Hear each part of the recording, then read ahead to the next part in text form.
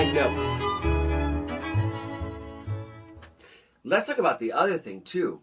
There's another part besides the feeling part. When we watch documentaries about people with misfortunes, part of our brains actually go, thank goodness I'm not living with HIV. Thank goodness, as Jill Godbillow puts it, in the text that you've read for me, How Real is Reality in Documentaries, how she puts it is, a family with two Down syndrome children, and you're glad you don't have those two Down syndrome children in your life. So documentaries also operate on an insidious level. There's a kind of desire to watch things that are quote unquote abnormal, different from you. And the part of the brain goes, thank goodness that isn't me, or I'm not living in those circumstances. And so let's get into the Jill Godbillow. One of the things I love about this reading you're doing for me this week is because I think she lays everything so beautifully bare. And I love Ann Shapiro asking all these amazing questions. And I'm touching some of the things that Jill Godbillow and Ann Shapiro wrote in this amazing interview/article. One of the things that I love that Jill Godbillow came up with is she has come up with this term, films of edification. So she doesn't like the term documentary. She wants documentaries to teach. Edification is to teach, and this is what documentaries should do. And Jill Godbillow discusses how we should, in fact, the documentarian should make the audience critical of what they're watching. So Jill Godbillow is asking for deconstruction, and I want this to be your research for the week. I want you to look up what is deconstruction in art and in documentary. And I'll give you a couple of things that Jill Godbillow does. One of my favorite documentaries by Jill Godbillow is Jack Smith, Roy Cohn. And what's incredible is she employs this amazing actor, Ron Vawter, who passed away of HIV and AIDS, to bring out the life of Roy Cohn and Jack Smith. Both of these people lived in New York City. And Jack Smith was this incredible artist who worked with the trash of the streets, who did filmmaking, who invented things before Andy Warhol or Robert Wilson or any of these other artists came along. Everybody stole from Jack Smith. And then you have Roy Cohn, who was this New York City boss, this politician. And he, like Jack Smith, they were both gay. They both have AIDS. But Roy Cohn was a conservative. He would never admit to the fact that he was gay or that he had AIDS. And she juxtaposes these two lives together with an actor. We don't see any footage of Jack Smith or Roy Cohn. And of course they live in the 80s, the 60s, 70s, 80s, 90s. And Jill Godbillow could have totally interviewed these two people. But instead, she chose one of Jack Smith's performances and one of Roy Cohn's discussions, one of his speeches, and Ron Vawter enacted them both. And if you can get your hands on Jack Smith, Roy Cohn, it could be Roy Cohn, Jack Smith. It's one of the two. You should definitely watch it. Because at the same time, what I love about the documentary is Jill Godbillow also reminds us that we're in the theater by showing us the audience watching this theatrical work that Ron Vawter actually created.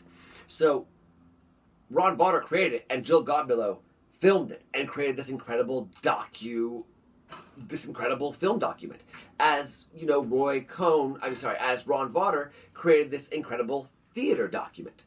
And so what we have there is a deconstruction. And what Jill Godbillow has done is she's not employing the regular tools of documentary. A lot of documentarians think that if I can't get my hands on Roy Cohn or Jack Smith, then I can't discuss them, because then there's no truth in my documentary.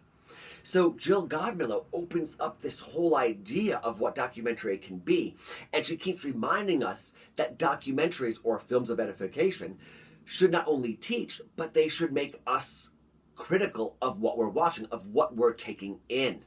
So, another thing that I love about Jill Godbillow's work is, and I already started this off with history doesn't really end when I talked about World War I, also this idea that there shouldn't be closure.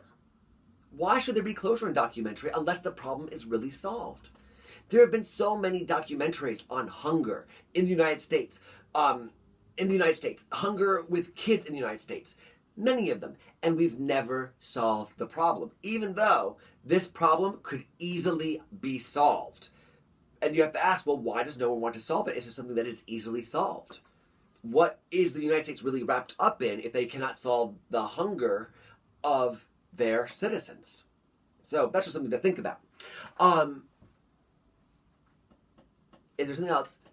Oh, this I also love. I took this right out of the article. History is contradiction.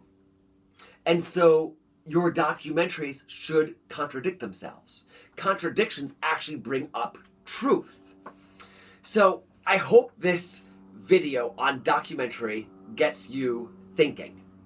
I hope as you watch the documentary I want you to watch, Pina, by Wim Wenders, you start looking at how Wim Wenders applies so much of what Jill Godmilow discussed in her article with Ann Shapiro that you're reading for me.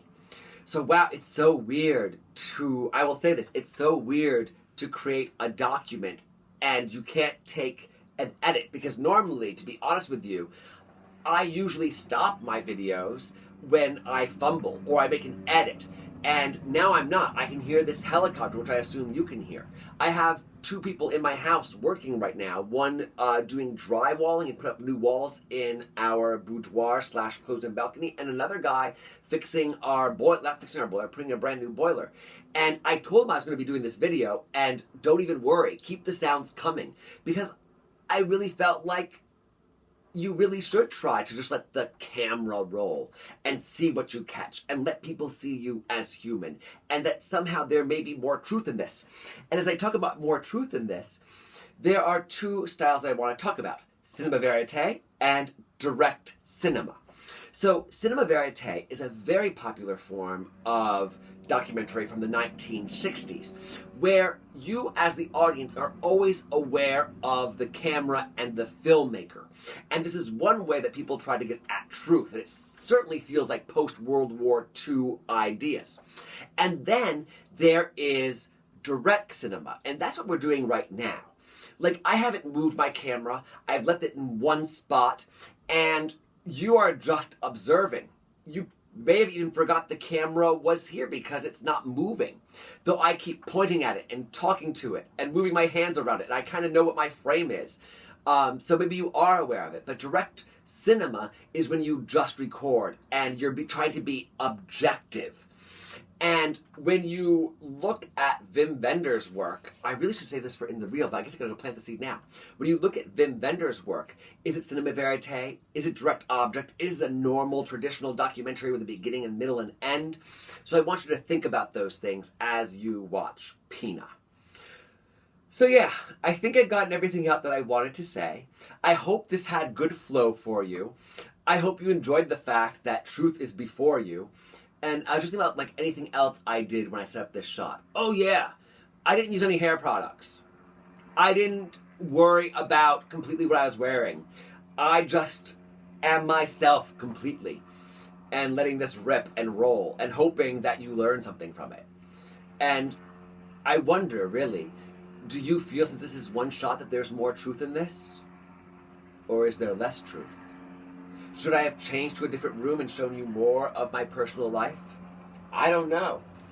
So, this video has no closure to it. I'm going to say goodbye, but it has no closure because I've just given you a bunch of different topics that you should definitely go and explore and go further with.